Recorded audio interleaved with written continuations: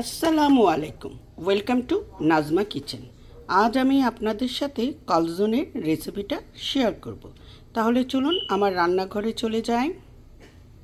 আমি এখানে 4 কাপ ময়দা চেলে নিয়েছি। ময়দাটা অবশ্যই চেলে নিতে হবে। আর এখানে আমি 2 টেবিল স্পুন ইস্ট দিয়ে দিলাম, এই যে। আর এখানে 1.5 টিস্পুন লবণ, এই যে। আর এইরকম আপনার 4 টেবিল স্পুন চিনিটা একটু বেশি দিতে হবে, কারণ কি এই রুটিটা একটু মিষ্টি মিষ্টি হলে ভালো লাগে। আর দিব আমি 3 কাপ, আমি নিব 3 কাপ হালকা কুমকুমা গরম দুধ।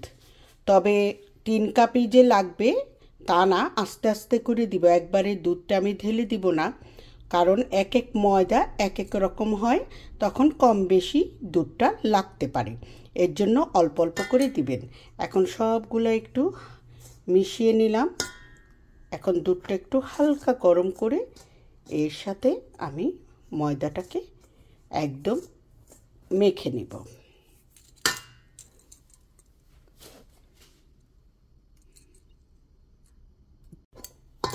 একসাথে সব ভালোভাবে এভাবে একটু মেখে নিলাম।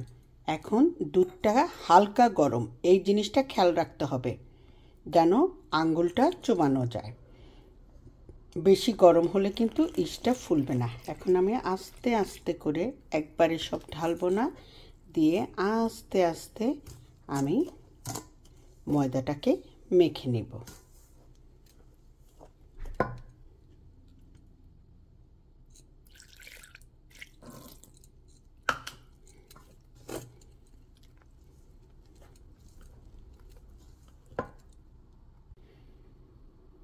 আমার এখানে দুধ লেগেছে 2 কাপ আর 2 টেবিল স্পুন।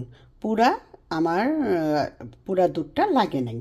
তো যাই হোক, এখন আমি এখানে একটু ছেনে নিয়েছি। আর এখানে 1 টেবিল স্পুন তেল দিয়ে এখন আমি ভালো করে 10 মিনিটের মতো আমি ছেনে নিব। এখন একটু স্টিকি, দেখবেন 10 মিনিট ছানার পর এই স্টিকি ভাবটা কমে যাবে।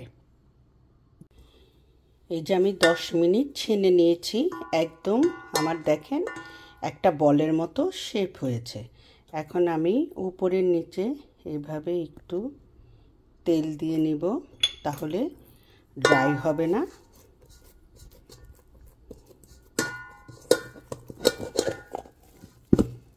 নিচেও একটু দিয়ে নেব,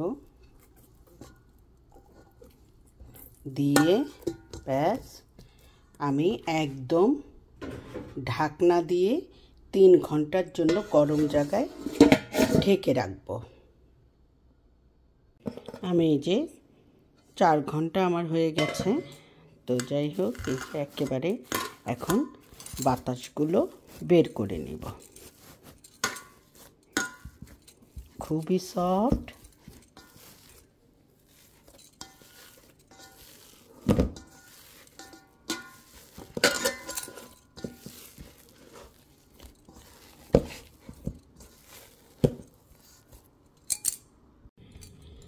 এই কালোজন তৈরি করার জন্য আমি একদম লম্বা করে একটু বেলে নিলাম, তো পাতলা করেই দিয়েছি। এখন আমি সস মেখে তারপরে আমি ভেজিটেবল দিয়ে দিব। আমার একদম সস আমি দিয়ে দিয়েছি। এখন আমি চিজ, এটা আপনার পছন্দ মতো, বেশিও দিতে পারেন অল্পও দিতে পারেন, সব মিলিয়ে চিজ দিয়ে দিব। সব রকম চিজ আমি দিয়ে দিয়েছি। এখন ভেজিগুলোর মধ্যে একটু হালকা লবণ মেখে দিয়েছি, তারপরে এই মাঝখানে সব এভাবে দিয়ে দিব। চাইলে আপনারা একটু চিকেনের পিস, বিফ বা সসেজ সব কিছুই দিতে পারেন। আমি আজকে আর চিকেন দেই নাই বা বিফও দিইনি, ভেজি বানাবো, এভাবে লম্বা করে দিয়ে নিয়েছি।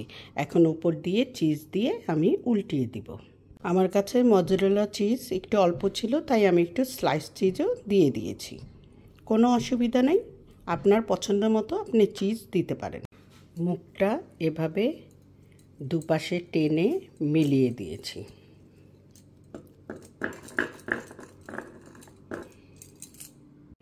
আপনারা লম্বা ট্রেতেও বসাতে পারেন, আমি লম্বা ট্রেতে আর দেই নাই, গোল, এর জন্য একটু চানের মতো করে বসিয়ে দিয়েছি। যেভাবে ইচ্ছা সেভাবে আপনারা বেক করতে পারেন। এখন আমি ওভেনটা প্রিহিট করে নেব 500-তে, তারপরে আমি দিয়ে দিব বেক করার জন্য।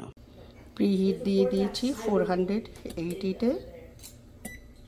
ব্যাস, এখন পিৎজাটা দিয়ে দিই। আমার 10 মিনিট লেগেছে, একদম রেডি। এখন আমি ওভেনটা বন্ধ করে দেব। ব্যাস, কলজন একদম রেডি। এখন শুধু কেটে খাওয়ার পালা। যে আমি টুকরো করেছি, এই যে ভিতরে দেখেন কি সুন্দর খেতে, জুসি, একদম রেডি। এখন শুধু খাওয়ার পালা। আর আমার রেসিপিটি যদি ভালো লেগে থাকে তবে লাইক, শেয়ার, কমেন্ট এবং সাবস্ক্রাইব করবেন। আজ তাহলে এখানেই বিদায়। আল্লাহ হাফেজ।